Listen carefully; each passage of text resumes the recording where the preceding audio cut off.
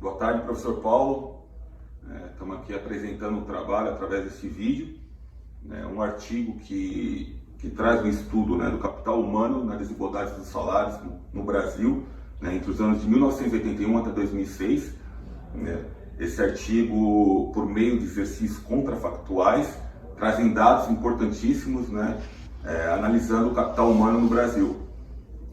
Esse capital humano, a gente percebe que existe uma defasagem, nesses dados apresentam uma defasagem no nível de escolaridade. Então, quanto maior o nível de escolaridade, maior esse capital humano, e existiu sim um crescimento no nível de escolaridade no país, mas existiu uma perda na qualidade do ensino. Então, a gente tem que estar muito atento, até porque se a gente fizer um comparativo Brasil e Coreia, esse crescimento que a Coreia teve no seu nível de educação, no seu nível de tecnologia, no seu nível de pesquisa, no seu crescimento tecnológico e de educação, a gente percebe uma nação estabilizada em 20, 25 anos, e a gente percebe uma defasagem do capital humano no nosso país. Então, os dados são contrafactuais, os dados apresentam dados relevantes e importantes para o nosso crescimento, para a nossa condição hoje de capital humano. E o capital humano nada mais do que propriamente os talentos desenvolvidos pelos indivíduos. Então, hoje um trabalhador precisa cada vez mais acrescentar valores, acrescentar propriedades ao valor trabalho, e as suas capacidades, e os seus talentos, eles são desenvolvidos através do conhecimento, da capacitação da mão de obra, da sua condição de educação, da sua base curricular. Então é importante que cada vez mais a gente consiga acrescentar valores para os trabalhadores, para que a gente possa ter uma mão de obra mais produtiva. A gente sabe que o brasileiro o americano produz 4, 5 vezes mais que o brasileiro, o europeu 3 a 4 vezes mais que o brasileiro. Então nós precisamos dar paridade a esse capital humano, essa mão de obra especializada do brasileiro.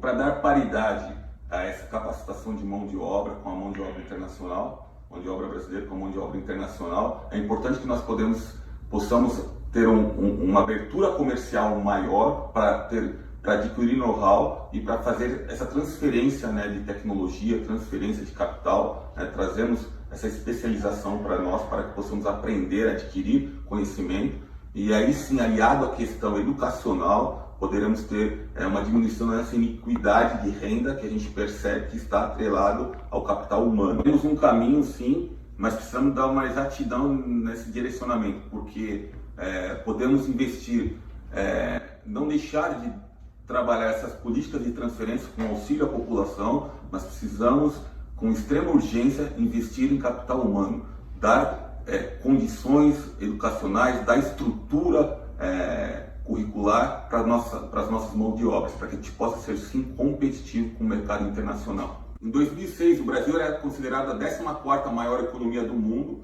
Mesmo assim, 34% da população brasileira vivia em extrema pobreza e 13% da população brasileira vivia em situação de miséria. Então, isso é retratado pelo índice de Gini, que mede o grau de concentração de renda de um país, e quanto mais próximo de zero esse índice, menor é a desigualdade salarial. Quanto mais próximo de 1, maior é a desigualdade, maior a iniquidade de renda.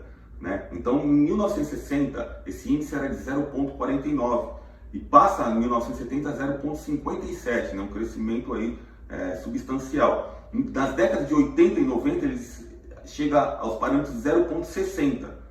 Só a partir de 2001 e 2005, que nesse período que teve uma redução de 0,59 para 0,56, uma redução de 4,6%. Essa redução do índice de Gini nesses 4 anos, de 2001 a 2005, tem chamado a atenção de todos. Essa redução de 4,6% ela é a mais expressiva das últimas 3 décadas. Boa parte dessa iniquidade de renda associa-se à dispersão de salários, que representam cerca de 80% da renda dos indivíduos. E aí passamos a analisar também o desvio padrão dos salários. Entre 1981 e 1989, o desvio padrão dos salários se elevou de 0,98 para 1,12. O desvio padrão, né, que retrata o grau de dispersão de um conjunto de dados, mostra o quanto esse conjunto de dados é uniforme. Então aqui, quanto mais próximo de zero, mais homogêneos são os dados. Esses números são representados entre os anos de 1981 até o 2006. Existe sim uma redução. Nesse gráfico percebemos uma redução significante do ano 2001 até 2005, mas a preocupação maior aqui, numa comparação entre 125 países, o Brasil está entre os 5% mais desiguais.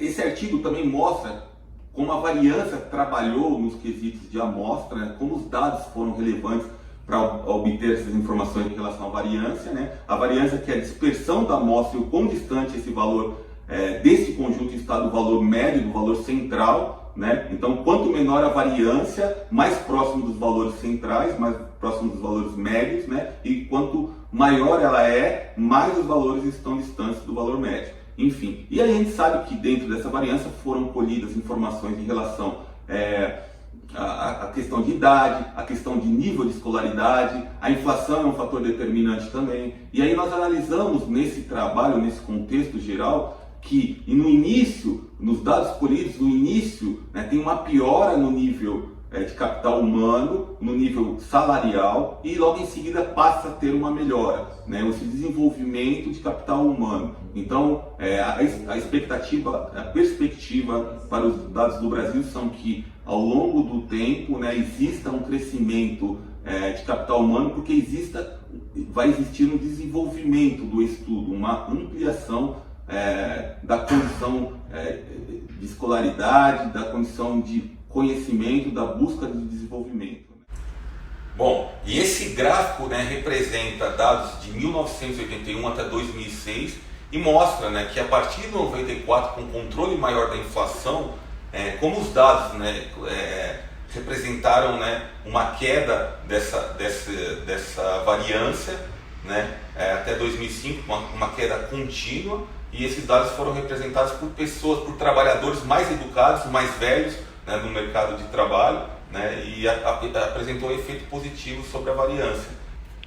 É natural que estamos retratando a ponta da pirâmide, onde temos uma maior igualdade salarial, né, porque são pessoas mais capacitadas que desenvolveram conhecimento através do estudo, né, adquirindo um conhecimento também de campo, uma profissão, desenvolvendo suas profissões em empresas, e aí os números eles são mais atrativos. E esses números precisam se representar na base dessa pirâmide, para que nessas amostras possamos representar números mais significantes para a população total. Então, entendendo que o jovem começa as suas atividades profissionais com dificuldades, com nível de escolaridade baixo, né, e que passa a pedir oportunidade de estudo, pedir oportunidade de melhores trabalhos, para que a gente consiga dar um equilíbrio maior e ter, sim, níveis melhores para o nosso país.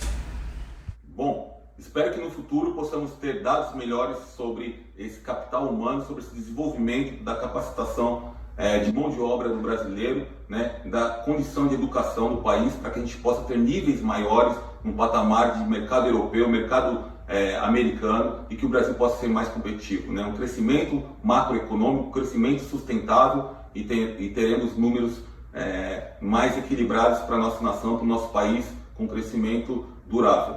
Um forte abraço, professor, espero que tenha gostado e muito obrigado por deixar me estender esse tempo aí da entrega do trabalho. Um abraço, até mais.